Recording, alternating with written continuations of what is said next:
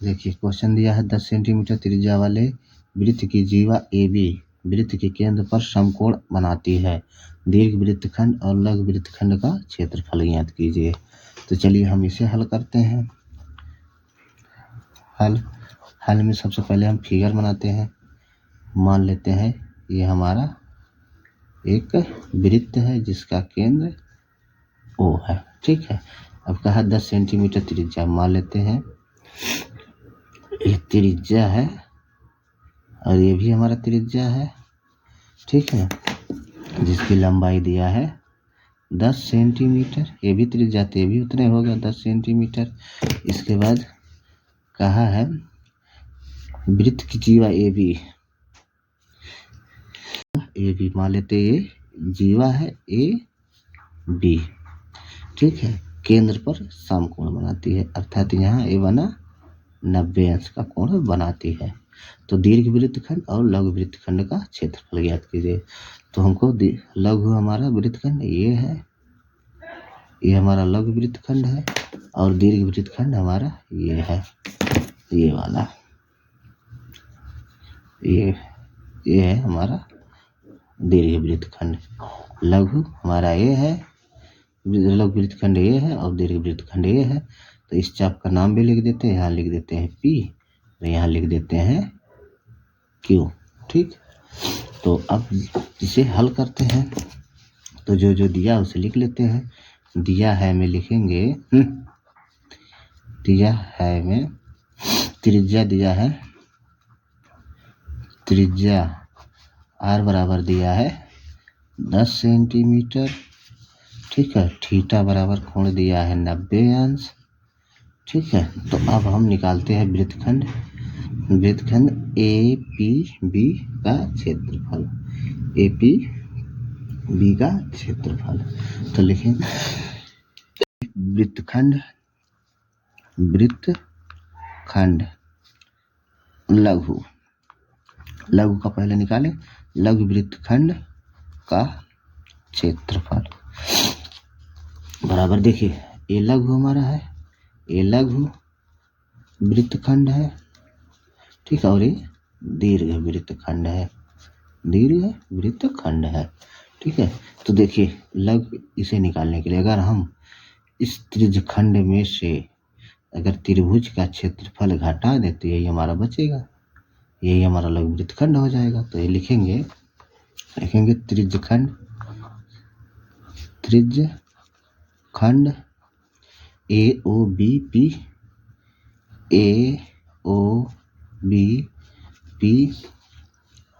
का क्षेत्रफल माइनस त्रिभुज, समकोण त्रिभुज AOB का क्षेत्रफल, समकोण त्रिभुज AOB का क्षेत्रफल, ठीक है, क्षेत्रफल। तो अब देखिए, अब हम रखते हैं मान। तो त्रिज्यखंड का जो सूत्र होता है वो होता है थीटा बटे 360 पाई R² माइनस, अब यहाँ है समकोण त्रिभुज, समकोण त्रिभुज है, समकोण त्रिभुज का क्षेत्रफल होता है 1/2 गुणे आधार गुणे लंब, ये होता है समकोण त्रिभुज का क्षेत्रफल। अब हम सबका मान रखते हैं। तो देखिए थीटा का मान है 90/360, पाई का मान हमसे बोला है रखने के लिए 3.14, तो लिखेंगे 3.14 गुणे R का मान है 10 सेंटीमीटर स्क्वायर है, तो 10 गुणे 10 लिखेंगे, माइनस 1/2 गुणे, अब देखिए इस त्रिभुज में किसी एक को आधार मान लेते हैं, किसी एक को ऊंचाई मान लेते हैं, क्योंकि इसके सामने भुजा कर्ण होता है, यही दोनों लेना है। तो किसी को आधार किसी को कर्ण मान लेते, दोनों का मान सेम है। तो ये हो जाएगा 10 गुणे 10। अब इसे हम सरल करते हैं। तो 0 से 0 कैंसिल हुआ, 9 का 9 चौक 36 से कटा, ठीक है। तो ये 2 पंचे 10 से कटा, अब 2 दूनी 4 5 दूनी 10, फिर 2 एक्का 2, 5 10। तो बचा हमारा, तो लिखेंगे जो बचा है, तो बचा है हमारा 3.14 गुणे 5 गुणे 5, 5 गुणे 5 माइनस 10 बचे, तो बचा है 10 बचे 50, तो ये हो जाएगा 50। ठीक, तो अब इसे हम गुणा करते हैं। हम 3.14 में पंचम 25, 25 के गुणा 3.14 में करेंगे तो ये आएगा 78.50 माइनस 50। ठीक है, तो अब घटाएंगे इसे तो आया हमारा 28.50। क्षेत्रफल है तो सेंटीमीटर में दिया, सेंटीमीटर की घाते 2। ये हो गया हमारा लघु वृत्तखंड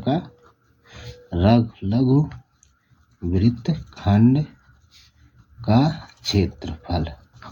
ठीक है, लघु वृत्तखंड का ये हो गया क्षेत्रफल।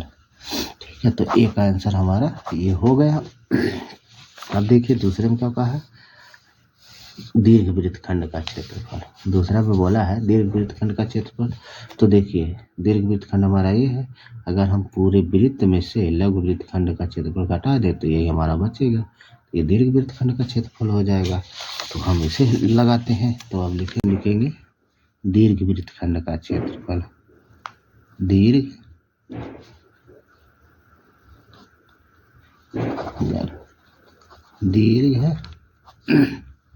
वृत्तखंड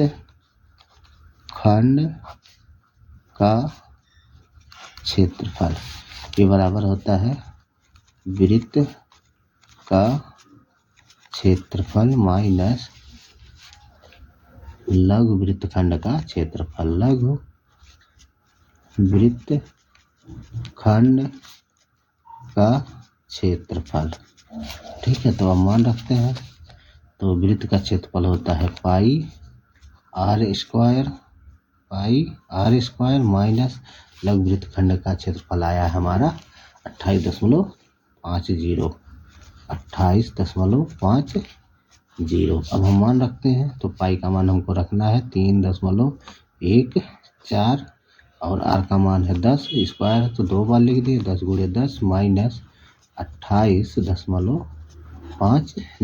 ठीक है, तो अब हम इसे हल करते हैं, तो 10 दहाइयों में 100, तो ये हो गया 3.14 गुणे 10 दहाइयों में 100 माइनस 28.50।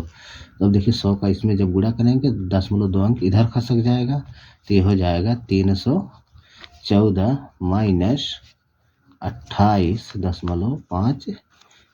अब हम इसे घटाएंगे, तो 314 में से जब 28.5 घटाएंगे तो ये आएगा हमारा 285.50 सेंटीमीटर में है, सेंटीमीटर, और क्षेत्रफल कहा है तो सेंटीमीटर स्क्वायर।